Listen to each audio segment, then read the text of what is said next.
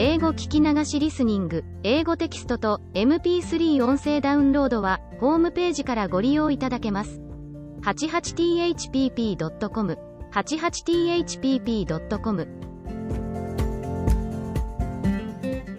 Chapter 29. An epic in Anne's life. Anne was bringing the cows home from the back pasture by way of Lover's Lane. It was a September evening and all the gaps and clearings in the woods were brimmed up with ruby sunset light. Here and there the lane was splashed with it, but for the most part it was already quite shadowy beneath the maples, and the spaces under the firs were filled with a clear violet dusk like airy wine. The winds were out in their tops, and there is no sweeter music on earth than that which the wind makes in the fir trees at evening.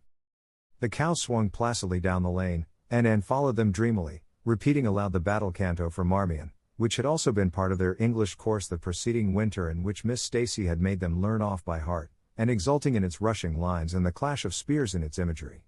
When she came to the lines, the stubborn spearsmen still made good their dark impenetrable wood.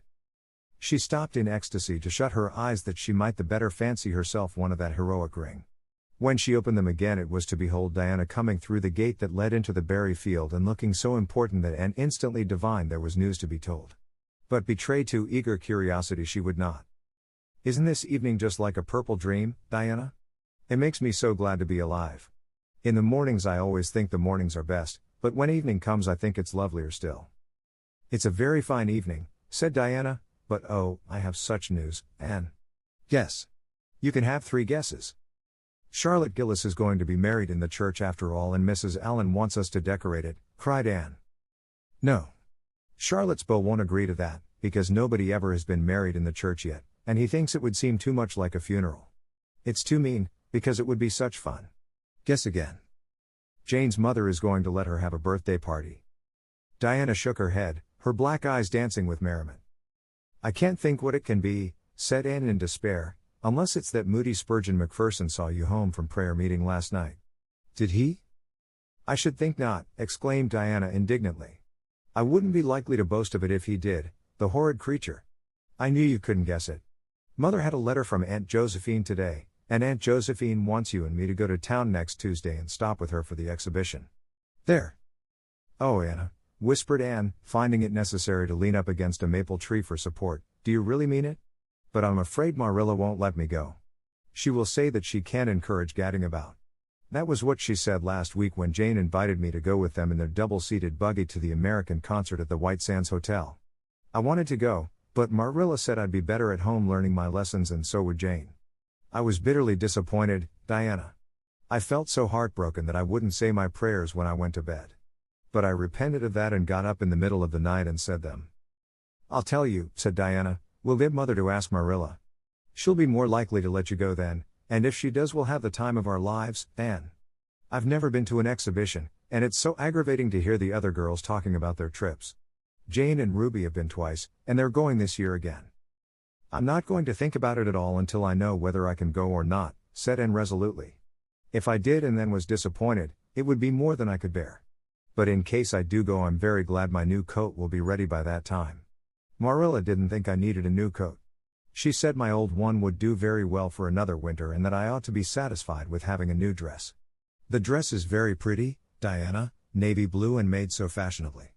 Marilla always makes my dresses fashionably now, because she says she doesn't intend to have Matthew going to Mrs. Lynde to make them. I'm so glad. It is ever so much easier to be good if your clothes are fashionable. At least, it is easier for me. I suppose it doesn't make such a difference to naturally good people. But Matthew said I must have a new coat, so Marilla bought a lovely piece of blue broadcloth, and it's being made by a real dressmaker over at Carmody. It's to be done Saturday night, and I'm trying not to imagine myself walking up the church aisle on Sunday in my new suit and cap, because I'm afraid it isn't right to imagine such things. But it just slips into my mind in spite of me. My cap is so pretty. Matthew bought it for me the day we were over at Carmody. It is one of those little blue velvet ones that are all the rage, with gold cord and tassels. Your new hat is elegant, Diana, and so becoming. When I saw you come into church last Sunday my heart swelled with pride to think you were my dearest friend. Do you suppose it's wrong for us to think so much about our clothes? Marilla says it is very sinful. But it is such an interesting subject, isn't it?" Marilla agreed to let Anne go to town, and it was arranged that Mr. Barry should take the girls in on the following Tuesday. As Charlottetown was 30 miles away and Mr. Barry wished to go and return the same day, it was necessary to make a very early start. But Anne counted it all joy, and was up before sunrise on Tuesday morning. A glance from her window assured her that the day would be fine, for the eastern sky behind the firs of the haunted wood was all silvery and cloudless. Through the gap in the trees a light was shining in the western gable of Orchard Slope, a token that Diana was also up. Anne was dressed by the time Matthew had the fire on and had the breakfast ready when Marilla came down, but for her own part was much too excited to eat. After breakfast the jaunty new cap and jacket were donned, and Anne hastened over the brook and up through the firs to Orchard Slope. Mr. Barry and Diana were waiting for her, and they were soon on the road. It was a long drive, but Anne and Diana enjoyed every minute of it. It was delightful to rattle along over the moist roads in the early red sunlight that was creeping across the shorn harvest fields. The air was fresh and crisp, and little smoke-blue mists curled through the valleys and floated off from the hills. Sometimes the road went through woods where maples were beginning to hang out scarlet banners, sometimes it crossed rivers on bridges that made Anne's flesh cringe with the old, half-delightful fear, sometimes it wound along a harbor shore and passed by a little cluster of weather-gray fishing huts, again it mounted to hills whence a far sweep of curving upland or misty blue sky could be seen, but wherever it went there was much of interest to discuss. It was almost noon when they reached town and found their way to Beechwood. It was quite a fine old mansion, set back from the street in a seclusion of green elms and branching beeches. Miss Barry met them at the door with a twinkle in her sharp black eyes. "So you've come to see me at last, you Anne girl," she said. "Mercy, child, how you have grown. You're taller than I am, I declare. And you're ever so much better looking than you used to be, too. But I dare say you know that without being told." "Indeed I didn't," said Anne radiantly. "I know I'm not so freckled as I used to be, so I've much to be thankful for, but I really hadn't dared to hope there was any other improvement." "I'm so glad you think there is, Miss Barry." Miss Barry's house was furnished with great magnificence, as Anne told Marilla afterward. The two little country girls were rather abashed by the splendor of the parlor where Miss Barry left them when she went to see about dinner. "Isn't it just like a palace?" whispered Diana. "I never was in Aunt Josephine's house before, and I'd no idea it was so grand. I just wish Julia Bell could see this, she puts on such airs about her mother's parlor. Velvet carpet, sighed Anne luxuriously, and silk curtains. I've dreamed of such things, Diana. But do you know I don't believe I feel very comfortable with them after all. There are so many things in this room and all so splendid that there is no scope for imagination. That is one consolation when you are poor, there are so many more things you can imagine about." Their sojourn in town was something that Anne and Diana dated from for years. From first to last it was crowded with delights. On Wednesday Miss Barry took them to the exhibition grounds and kept them there all day. It was splendid, and related to Marilla later on. "I never imagined anything so interesting. I don't really know which department was the most interesting. I think I like the horses and the flowers and the fancy work best. Josie Pye took first prize for knitted lace. I was real glad she did. And I was glad that I felt glad, for it shows I'm improving, don't you think, Marilla, when I can rejoice in Josie's success?" Mr. Harmon Andrews took second prize for Gravenstein apples and Mr. Bell took first prize for a pig. Diana said she thought it was ridiculous for a Sunday school superintendent to take a prize in pigs, but I don't see why. Do you?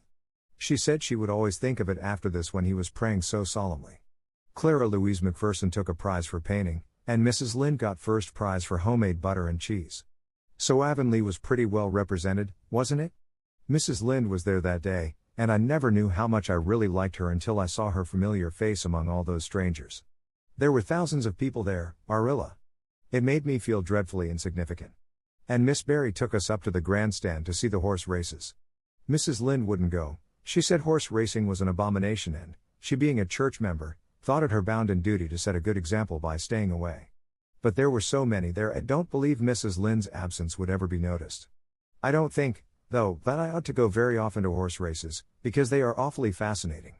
Diana got so excited that she offered to bet me 10 cents that the red horse would win. I didn't believe he would, but I refused to bet, because I wanted to tell Mrs. Allen all about everything, and I felt sure it wouldn't do to tell her that. It's always wrong to do anything you can't tell the minister's wife. It's as good as an extra conscience to have a minister's wife for your friend. And I was very glad I didn't bet, because the red horse did win, and I would have lost 10 cents. So you see that virtue was its own reward. We saw a man go up in a balloon.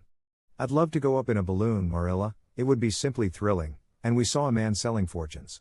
You paid him 10 cents and a little bird picked out your fortune for you. Miss Barry gave Diana and me 10 cents each to have our fortunes told. Mine was that I would marry a dark-complected man who was very wealthy, and I would go across water to live. I looked carefully at all the dark men I saw after that, but I didn't care much for any of them, and anyhow I suppose it's too early to be looking out for him yet. Oh, it was a never-to-be-forgotten day, Marilla. I was so tired I couldn't sleep at night. Miss Barry put us in the spare room, according to promise. It was an elegant room, Marilla, but somehow sleeping in a spare room isn't what I used to think it was. That's the worst of growing up, and I'm beginning to realize it. The things you wanted so much when you were a child don't seem half so wonderful to you when you get them. Thursday the girls had a drive in the park, and in the evening Miss Barry took them to a concert in the Academy of Music, where a noted prima donna was to sing. To end the evening was a glittering vision of delight. Oh Marilla, it was beyond description. I was so excited I couldn't even talk, so you may know what it was like. I just sat in enraptured silence. Madame Solitsky was perfectly beautiful, and wore white satin and diamonds. But when she began to sing I never thought about anything else. Oh, I can't tell you how I felt. But it seemed to me that it could never be hard to be good anymore. I felt like I do when I look up to the stars. Tears came into my eyes, but they were such happy tears. I was so sorry when it was all over, and I told Miss Barry I didn't see how I was ever to return to common life again. She said she thought if we went over to the restaurant across the street and had an ice cream it might help me. That sounded so prosaic, but to my surprise I found it true. The ice cream was delicious, Marilla, and it was so lovely and dissipated to be sitting there eating it at 11 o'clock at night. Diana said she believed she was born for city life. Miss Barry asked me what my opinion was, but I said I would have to think it over very seriously before I could tell her what I really thought. So I thought it over after I went to bed. That is the best time to think things out. And I came to the conclusion, Marilla, that I wasn't born for city life and that I was glad of it. It's nice to be eating ice cream at brilliant restaurants at 11 o'clock at night once in a while, but as a regular thing I'd rather be in the East Gable at 11, sound asleep, but kind of knowing even in my sleep that the stars were shining outside and that the wind was blowing in the firs across the brook. I told Miss Barry so at breakfast the next morning and she laughed. Miss Barry generally laughed at anything I said, even when I said the most solemn things. I don't think I liked it, Marilla, because I wasn't trying to be funny. But she is a most hospitable lady and treated us royally. Friday brought going home time, and Mr. Barry drove in for the girls. Well, I hope you've enjoyed yourselves, said Miss Barry, as she bade them goodbye. Indeed we have, said Diana. And you, and girl? I've enjoyed every minute of the time, said Anne, throwing her arms impulsively about the old woman's neck and kissing her wrinkled cheek. Diana would never have dared to do such a thing and felt rather aghast at Anne's freedom. But Miss Barry was pleased, and she stood on her veranda and watched the buggy out of sight. Then she went back into her big house with a sigh. It seemed very lonely, lacking those fresh young lives. Miss Barry was a rather selfish old lady, if the truth must be told, and had never cared much for anybody but herself. She valued people only as they were of service to her or amused her. And had amused her, and consequently stood high in the old lady's good graces. But Miss Barry found herself thinking less about Anne's quaint speeches than of her fresh enthusiasms, her transparent emotions, her little winning ways, and the sweetness of her eyes and lips. I thought Marilla Cuthbert was an old fool when I heard she'd adopted a girl out of an orphan asylum, she said to herself, but I guess she didn't make much of a mistake after all. If I'd a child like Anne in the house all the time I'd be a better and happier woman. And Diana found the drive home as pleasant as the drive in, pleasanter, indeed, since there was the delightful consciousness of home waiting at the end of it. It was sunset when they passed through White Sands and turned into the shore road. Beyond, the Avonlea hills came out darkly against the saffron sky. Behind them the moon was rising out of the sea that grew all radiant and transfigured in her light. Every little cove along the curving road was a marvel of dancing ripples. The waves broke with a soft swish on the rocks below them, and the tang of the sea was in the strong, fresh air. Oh, but it's good to be alive and to be going home, breathed Anne. When she crossed the log bridge over the brook the kitchen light of Green Gables winked her a friendly welcome back, and through the open door shone the hearth fire, sending out its warm red glow athwart the chilly autumn night. Anne ran blithely up the hill and into the kitchen, where a hot supper was waiting on the table. "So you've got back?" said Marilla, folding up her knitting. "Yes, and oh, it's so good to be back," said Anne joyously. "I could kiss everything, even to the clock." "Marilla, a broiled chicken. You don't mean to say you cooked that for me?" "Yes, I did," said Marilla. "I thought you'd be hungry after such a drive and need something real appetizing. Hurry and take off your things, And we'll have supper as soon as Matthew comes in. I'm glad you've got back, I must say. It's been fearful lonesome here without you, and I never put in 4 longer days. After supper Anne sat before the fire between Matthew and Marilla, and gave them a full account of her visit. I've had a splendid time, she concluded happily, and I feel that it marks an epoch in my life. But the best of it all was the coming home. Chapter 30. The Queen's class is organized. Marilla laid her knitting on her lap and leaned back in her chair. Her eyes were tired, and she thought vaguely that she must see about having her glasses changed the next time she went to town, for her eyes had grown tired very often of late. It was nearly dark, for the full November twilight had fallen around Green Gables, and the only light in the kitchen came from the dancing red flames in the stove. Anne was curled up Turk fashion on the hearthrug, gazing into that joyous glow where the sunshine of 100 summers was being distilled from the maple cordwood. She had been reading, but her book had slipped to the floor, and now she was dreaming, with a smile on her parted lips. Glittering castles in Spain were shaping themselves out of the mists and rainbows of her lively fancy. Adventures wonderful and enthralling were happening to her in Cloudland, adventures that always turned out triumphantly and never involved her in scrapes like those of actual life. Marilla looked at her with a tenderness that would never have been suffered to reveal itself in any clearer light than that soft mingling of fireshine and shadow. The lesson of a love that should display itself easily in spoken word and open look was one Marilla could never learn. But she had learned to love this slim, gray-eyed girl with an affection all the deeper and stronger from its very undemonstrativeness. Her love made her afraid of being unduly indulgent, indeed. She had an uneasy feeling that it was rather sinful to set one's heart so intensely on any human creature as she had set hers on Anne, and perhaps she performed a sort of unconscious penance for this by being stricter and more critical than if the girl had been less dear to her. Certainly Anne herself had no idea how Marilla loved her. She sometimes thought wistfully that Marilla was very hard to please and distinctly lacking in sympathy and understanding. But she always checked the thought reproachfully, remembering what she owed to Marilla. "Anne," said Marilla abruptly, "Miss Stacy was here this afternoon when you were out with Diana." Anne came back from her other world with a start and a sigh. "Was she? Oh, I'm so sorry I wasn't in. Why didn't you call me, Marilla? Diana and I were only over in the haunted wood. It's lovely in the woods now. All the little wood things, the ferns and the satin leaves and the crackerberries, have gone to sleep, just as if somebody had tucked them away until spring under a blanket of leaves.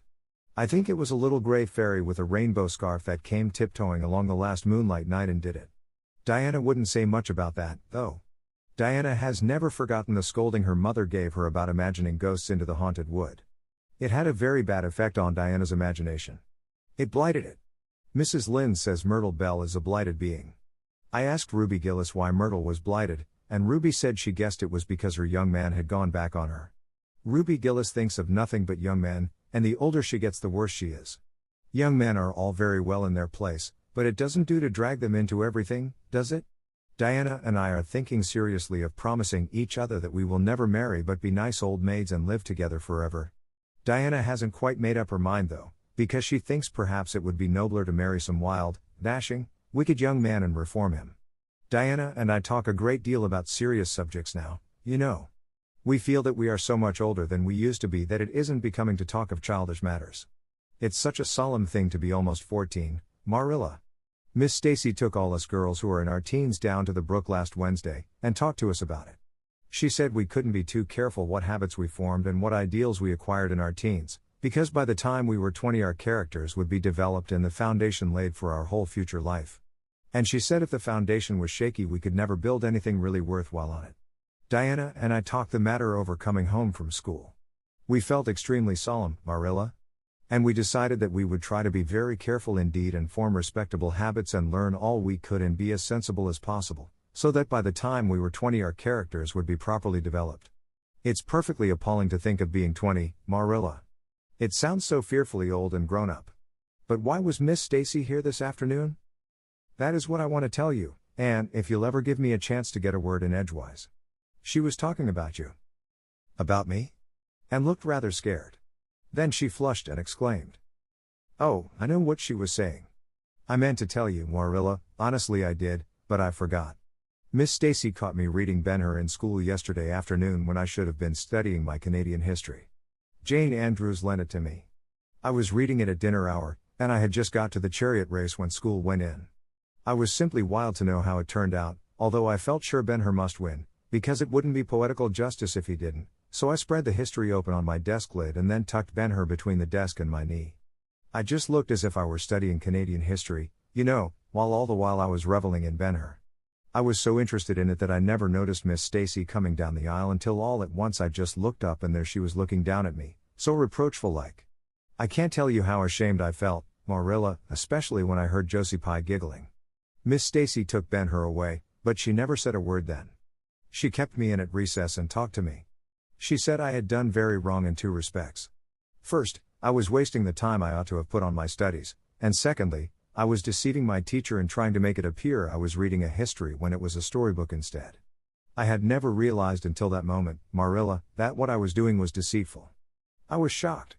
I cried bitterly, and asked Miss Stacy to forgive me and I'd never do such a thing again, and I offered to do penance by never so much as looking at Ben-Hur for a whole week, not even to see how the chariot race turned out. But Miss Stacy said she wouldn't require that, and she forgave me freely. So I think it wasn't very kind of her to come up here to you about it after all. Miss Stacy never mentioned such a thing to me, and it's only your guilty conscience that's the matter with you. You have no business to be taking storybooks to school. You read too many novels anyhow. When I was a girl I wasn't so much as allowed to look at a novel. Oh, how can you call Ben-Hur a novel when it's really such a religious book? Protested Anne. Of course it's a little too exciting to be proper reading for Sunday, and I only read it on weekdays. And I never read any book now unless either Miss Stacy or Mrs. Allen thinks it is a proper book for a girl 13 3/4 to read. Miss Stacy made me promise that. She found me reading a book one day called The Lurid Mystery of the Haunted Hall. It was one Ruby Gillis had lent me, and, oh Marilla, it was so fascinating and creepy. It just curdled the blood in my veins. But Miss Stacy said it was a very silly, unwholesome book, and she asked me not to read any more of it or any like it. I didn't mind promising not to read any more like it, but it was agonizing to give back that book without knowing how it turned out. But my love for Miss Stacy stood the test and I did. It's really wonderful, Marilla, what you can do when you're truly anxious to please a certain person. Well, I guess I'll light the lamp and get to work, said Marilla. I see plainly that you don't want to hear what Miss Stacy had to say. You're more interested in the sound of your own tongue than in anything else. Oh, indeed, Marilla, I do want to hear it, cried Anne contritely. I won't say another word, not one. I know I talk too much, but I am really trying to overcome it, and although I say far too much, yet if you only knew how many things I want to say and don't, you'd give me some credit for it. Please tell me, Marilla. Well, Miss Stacy wants to organize a class among her advanced students who mean to study for the entrance examination into Queen's. She intends to give them extra lessons for an hour after school. And she came to ask Matthew and me if we would like to have you join it. What do you think about it yourself, Anne? Would you like to go to Queen's and pass for a teacher? Oh, Rilla. Anne straightened to her knees and clasped her hands. It's been the dream of my life, that is, for the last 6 months, ever since Ruby and Jane began to talk of studying for the entrance. But I didn't say anything about it, because I supposed it would be perfectly useless. I'd love to be a teacher. But won't it be dreadfully expensive? Mr. Andrews says it cost him $150 to put Prissy through, and Prissy wasn't a dunce in geometry. I guess you needn't worry about that part of it. When Matthew and I took you to bring up, we resolved we would do the best we could for you and give you a good education. I believe in a girl being fitted to earn her own living whether she ever has to or not. You'll always have a home at Green Gables as long as Matthew and I are here, but nobody knows what is going to happen in this uncertain world, and it's just as well to be prepared. So you can join the Queen's class if you like, Anne. Oh, Marilla, thank you. Anne flung her arms about Marilla's waist and looked up earnestly into her face. I'm extremely grateful to you and Matthew. And I'll study as hard as I can and do my very best to be a credit to you. I warn you not to expect much in geometry, but I think I can hold my own in anything else if I work hard. I dare say you'll get along well enough. Miss Stacy says you are bright and diligent. Not for worlds would Marilla have told Anne just what Miss Stacy had said about her. That would have been to pamper vanity. You needn't rush to any extreme of killing yourself over your books. There is no hurry. You won't be ready to try the entrance for a year and a half yet. But it's well to begin in time and be thoroughly grounded, Miss Stacy says.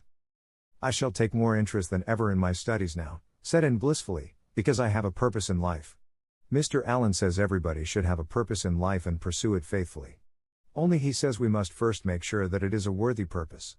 I would call it a worthy purpose to want to be a teacher like Miss Stacy, wouldn't you, Marilla? I think it's a very noble profession. The Queen's class was organized in due time. Gilbert Blythe, Anne Shirley, Ruby Gillis, Jane Andrews, Josie Pye, Charlie Sloane, and Moody Spurgeon McPherson joined it. Diana Barry did not, as her parents did not intend to send her to Queen's. This seemed nothing short of a calamity to Anne. Never, since the night on which Minnie May had had the croup, had she and Diana been separated in anything. On the evening when the Queen's class first remained in school for the extra lessons, Anne saw Diana go slowly out with the others, to walk home alone through the Birch Path and Violet Vale. It was all the former could do to keep her seat and refrain from rushing impulsively after her chum. A lump came into her throat, and she hastily retired behind the pages of her uplifted Latin grammar to hide the tears in her eyes. Not for worlds would Anne have had Gilbert Blythe or Josie Pye see those tears. But, oh, Marilla, I really felt that I had tasted the bitterness of death, as Mr. Allen said in his sermon last Sunday, when I saw Diana go out alone, she said mournfully that night. I thought how splendid it would have been if Diana had only been going to study for the entrance, too. But we can't have things perfect in this imperfect world, as Mrs. Lynde says. Mrs. Lynde isn't exactly a comforting person sometimes, but there's no doubt she says a great many very true things. And I think the Queen's class is going to be extremely interesting. Jane and Ruby are just going to study to be teachers. That is the height of their ambition. Ruby says she will only teach for 2 years after she gets through, and then she intends to be married. Jane says she will devote her whole life to teaching and never marry, because you are paid a salary for teaching, but a husband won't pay you anything, and growls if you ask for a share in the egg and butter money. I expect Jane speaks from mournful experience, for Mrs. Lynde says that her father is a perfect old crank, and meaner than second skimmings. Josie Pye says she is just going to college for education's sake, because she won't have to earn her own living. She says of course it is different with orphans who are living on charity, they have to hustle. Moody Spurgeon is going to be a minister. Mrs. Lynde says he couldn't be anything else with a name like that to live up to. I hope it isn't wicked of me, Marilla, but really the thought of Moody Spurgeon being a minister makes me laugh. He's such a funny-looking boy with that big fat face, and his little blue eyes, and his ears sticking out like flaps. But perhaps he will be more intellectual-looking when he grows up. Charlie Sloane says he's going to go into politics and be a member of Parliament, but Mrs. Lynde says he'll never succeed at that, because the Sloanes are all honest people, and it's only rascals that get on in politics nowadays. What is Gilbert Blythe going to be? Queried Marilla, seeing that Anne was opening her Caesar. I don't happen to know what Gilbert Blythe's ambition in life is, if he has any, said Anne scornfully. There was open rivalry between Gilbert and Anne now. Previously the rivalry had been rather one-sided, but there was no longer any doubt that Gilbert was as determined to be first in class as Anne was. He was a foeman worthy of her steel. The other members of the class tacitly acknowledged their superiority, and never dreamed of trying to compete with them. Since the day by the pond when she had refused to listen to his plea for forgiveness, Gilbert, save for the aforesaid determined rivalry, had evinced no recognition whatever of the existence of Anne Shirley. He talked and jested with the other girls, exchanged books and puzzles with them, discussed lessons and plans, sometimes walked home with one or the other of them from prayer meeting or debating club. But Anne Shirley he simply ignored, and Anne found out that it is not pleasant to be ignored. It was in vain that she told herself with a toss of her head that she did not care. Deep down in her wayward, feminine little heart she knew that she did care, and that if she had that chance of the Lake of Shining Waters again she would answer very differently. All at once, as it seemed, and to her secret dismay, she found that the old resentment she had cherished against him was gone just when she most needed its sustaining power. It was in vain that she recalled every incident and emotion of that memorable occasion and tried to feel the old satisfying anger. That day by the pond had witnessed its last spasmodic flicker. And realized that she had forgiven and forgotten without knowing it. But it was too late. And at least neither Gilbert nor anybody else, not even Diana, should ever suspect how sorry she was and how much she wished she hadn't been so proud and horrid.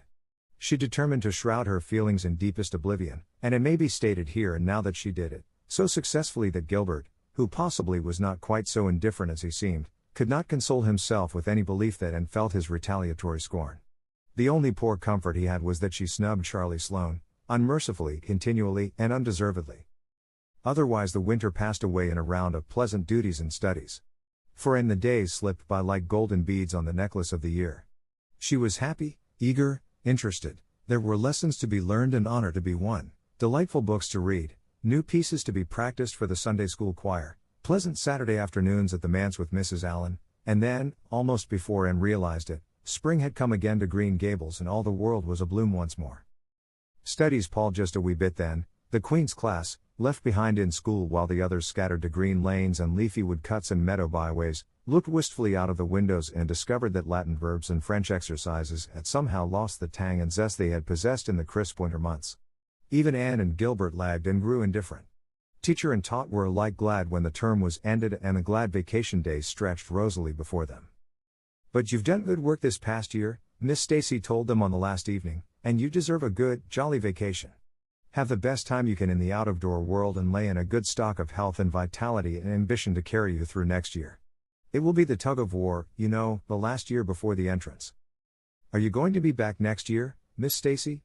asked Josie Pye. Josie Pye never scrupled to ask questions. In this instance the rest of the class felt grateful to her. None of them would have dared to ask it of Miss Stacy, but all wanted to, for there had been alarming rumors running at large through the school for some time that Miss Stacy was not coming back the next year, that she had been offered a position in the grade school of her own home district and meant to accept. The Queen's class listened in breathless suspense for her answer. "Yes, I think I will," said Miss Stacy. "I thought of taking another school, but I have decided to come back to Avonlea. To tell the truth, I've grown so interested in my pupils here that I found I couldn't leave them. So I'll stay and see you through." "Hurrah," said Moody Spurgeon. Moody Spurgeon had never been so carried away by his feelings before, and he blushed uncomfortably every time he thought about it for a week. "Oh, I'm so glad," said Anne, with shining eyes. "Dear Stacy, it would be perfectly dreadful if you didn't come back. I don't believe I could have the heart to go on with my studies at all if another teacher came here." When Anne got home that night she stacked all her textbooks away in an old trunk in the attic, locked it, and threw the key into the blanket box. "I'm not even going to look at a school book in vacation," she told Marilla. "I've studied as hard all the term as I possibly could and I've pored over the geometry until I know every proposition in the first book off by heart, even when the letters are changed. I just feel tired of everything sensible and I'm going to let my imagination run riot for the summer." "Oh, you needn't be alarmed, Marilla. I'll only let it run riot within reasonable limits. But I want to have a real good jolly time this summer, for maybe it's the last summer I'll be a little girl. Mrs. Lynde says that if I keep stretching out next year as I've done this I'll have to put on longer skirts. She says I'm all running to legs and eyes. And when I put on longer skirts I shall feel that I have to live up to them and be very dignified. It won't even do to believe in fairies then, I'm afraid, so I'm going to believe in them with all my whole heart this summer. I think we're going to have a very gay vacation. Ruby Gillis is going to have a birthday party soon and there's the Sunday school picnic and the missionary concert next month. And Mr. Barry says that some evening he'll take Diana and me over to the White Sands Hotel and have dinner there. They have dinner there in the evening, you know. Jane Andrews was over once last summer and she says it was a dazzling sight to see the electric lights and the flowers and all the lady guests in such beautiful dresses. Jane says it was her first glimpse into high life and she'll never forget it to her dying day. Mrs. Lynde came up the next afternoon to find out why Marilla had not been at the aid meeting on Thursday. When Marilla was not at aid meeting people knew there was something wrong at Green Gables. "Matthew had a bad spell with his heart Thursday," Marilla explained, "and I didn't feel like leaving him. Oh, yes, he's all right again now, but he takes them spells oftener than he used to and I'm anxious about him. The doctor says he must be careful to avoid excitement. That's easy enough, for Matthew doesn't go about looking for excitement by any means and never did. But he's not to do any very heavy work either and you might as well tell Matthew not to breathe as not to work. Come and lay off your things, Rachel. You'll stay to tea?" "Well, seeing you're so pressing, perhaps I might as well, stay," said Mrs. Rachel, who had not the slightest intention of doing anything else. Mrs. Rachel and Marilla sat comfortably in the parlor while Anne got the tea and made hot biscuits that were light and white enough to defy even Mrs. Rachel's criticism. "I must say Anne has turned out a real smart girl," admitted Mrs. Rachel, as Marilla accompanied her to the end of the lane at sunset. "She must be a great help to you." "She is," said Marilla, "and she's real steady and reliable now. I used to be afraid she'd never get over her feather-brained ways, but she has and I wouldn't be afraid to trust her in anything now. I never would have thought she'd have turned out so well that first day I was here 3 years ago," said Mrs. Rachel. "Lawful heart, shall I ever forget that tantrum of hers? When I went home that night I says to Thomas, says I, 'Mark my words, Thomas, Marilla Cuthbert'll live to rue the step she's took.' But I was mistaken and I'm real glad of it. I ain't one of those kind of people, Marilla, as can never be brought to own up that they've made a mistake. No, that never was my way, thank goodness. I did make a mistake in judging Anne, but it weren't no wonder, for an odder, unexpecteder which of a child there never was in this world, that's what. There was no ciphering her out by the rules that worked with other children. It's nothing short of wonderful how she's improved these 3 years, but especially in looks. She's a real pretty girl got to be, though I can't say I'm overly partial to that pale, big-eyed style myself. I like more snap and color, like Diana Barry has or Ruby Gillis. Ruby Gillis's looks are real showy. But somehow, I don't know how it is, but when Anne and them are together, though she ain't half as handsome, she makes them look kind of common and overdone, something like them white June lilies she calls narcissus alongside of the big, red peonies, that's what. Chapter 31. Where the brook and river meet. Anne had her good summer and enjoyed it wholeheartedly. She and Diana fairly lived outdoors, reveling in all the delights that Lover's Lane and the Dryad's Bubble and Willowmere and Victoria Island afforded. Marilla offered no objections to Anne's gypsyings. The Spencervale doctor who had come the night Minnie May had the croup met Anne at the house of a patient one afternoon early in vacation, looked her over sharply, screwed up his mouth, shook his head, and sent a message to Marilla Cuthbert by another person.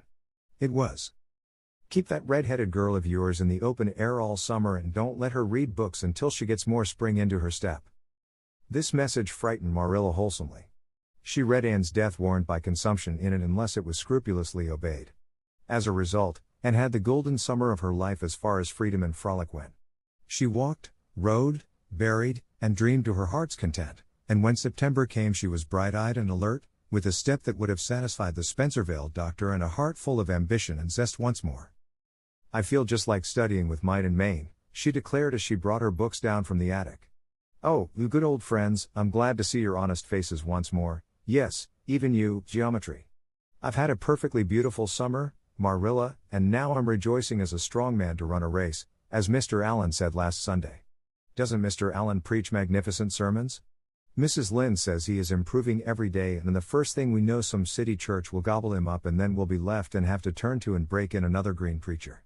But I don't see the use of meeting trouble halfway, do you, Marilla? I think it would be better just to enjoy Mr. Allen while we have him. If I were a man I think I'd be a minister. They can have such an influence for good, if their theology is sound, and it must be thrilling to preach splendid sermons and stir your hearers' hearts. Why can't women be ministers, Marilla?" I asked Mrs. Lynde that and she was shocked and said it would be a scandalous thing.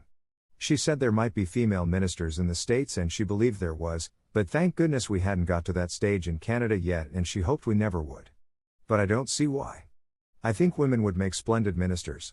When there is a social to be got up or a church tea or anything else to raise money the women have to turn to and do the work. I'm sure Mrs. Lynde can pray every bit as well as Superintendent Bell and I've no doubt she could preach too with a little practice. "Yes, I believe she could," said Marilla dryly. "She does plenty of unofficial preaching as it is. Nobody has much of a chance to go wrong in Avonlea with Rachel to oversee them." "Marilla," said Anne in a burst of confidence, "I want to tell you something and ask you what you think about it. It has worried me terribly, on Sunday afternoons, that is, when I think specially about such matters. I do really want to be good, and when I'm with you or Mrs. Allen or Miss Stacy I want it more than ever and I want to do just what would please you and what you would approve of. But mostly when I'm with Mrs. Lynde I feel desperately wicked and as if I wanted to go and do the very thing she tells me I oughtn't to do. I feel irresistibly tempted to do it. Now, what do you think is the reason I feel like that? Do you think it's because I'm really bad and unregenerate?" Marilla looked dubious for a moment. Then she laughed. "If you are I guess I am too, Anne, for Rachel often has that very effect on me. I sometimes think she'd have more of an influence for good, as you say yourself, if she didn't keep nagging people to do right. There should have been a special commandment against nagging. But there, I shouldn't talk so. Rachel is a good Christian woman and she means well. There isn't a kinder soul in Avonlea and she never shirks her share of work." "I'm very glad you feel the same," said Anne decidedly. "It's so encouraging. I shan't worry so much over that after this. But I dare say there'll be other things to worry me. They keep coming up new all the time, things to perplex you, you know. You settle one question and there's another right after. There are so many things to be thought over and decided when you're beginning to grow up. It keeps me busy all the time thinking them over and deciding what is right. It's a serious thing to grow up, isn't it, Marilla? But when I have such good friends as you and Matthew and Mrs. Allen and Miss Stacy I ought to grow up successfully, and I'm sure it will be my own fault if I don't. I feel it's a great responsibility because I have only the one chance. If I don't grow up right I can't go back and begin over again. I've grown 2 inches this summer, Marilla. Mr. Gillis measured me at Ruby's party.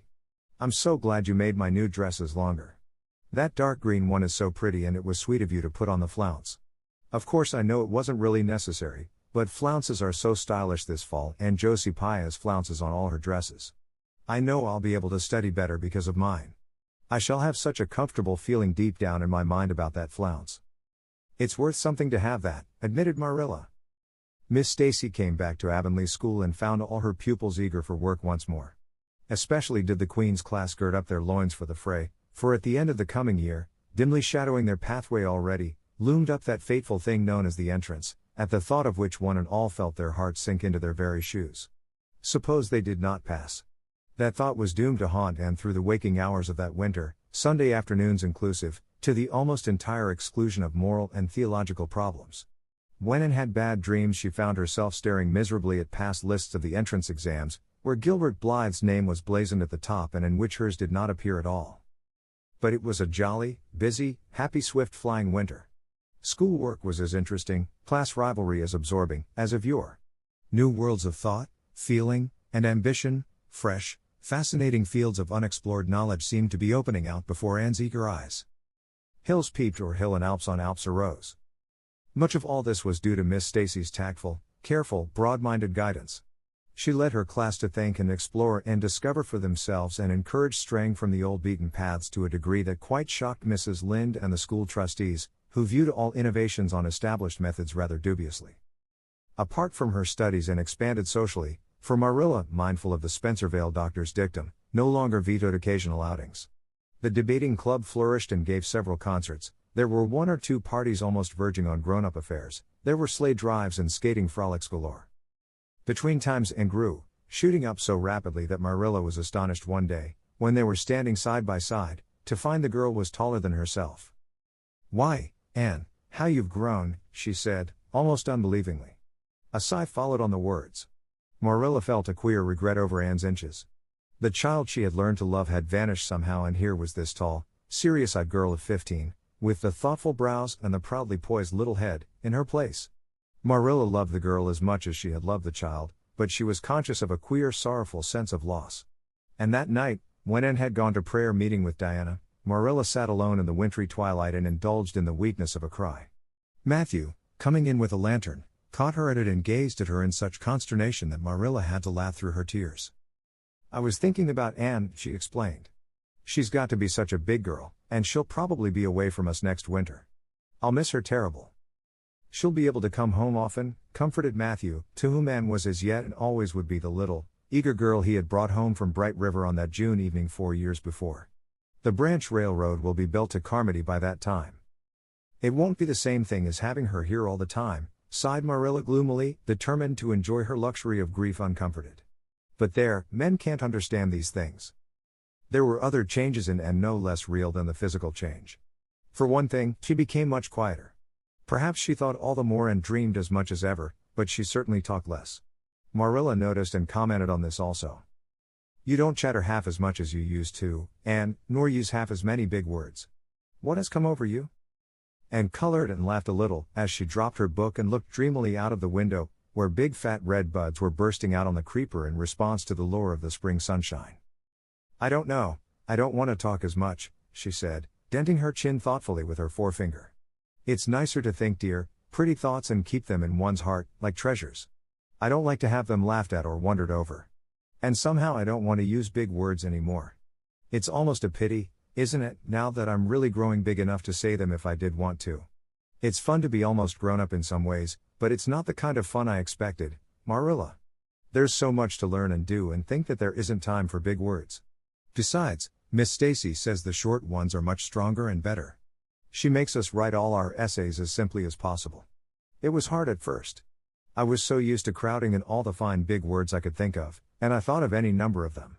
But I've got used to it now and I see it's so much better. What has become of your story club? I haven't heard you speak of it for a long time." "The story club isn't in existence any longer. We hadn't time for it, and anyhow I think we had got tired of it. It was silly to be writing about love and murder and elopements and mysteries.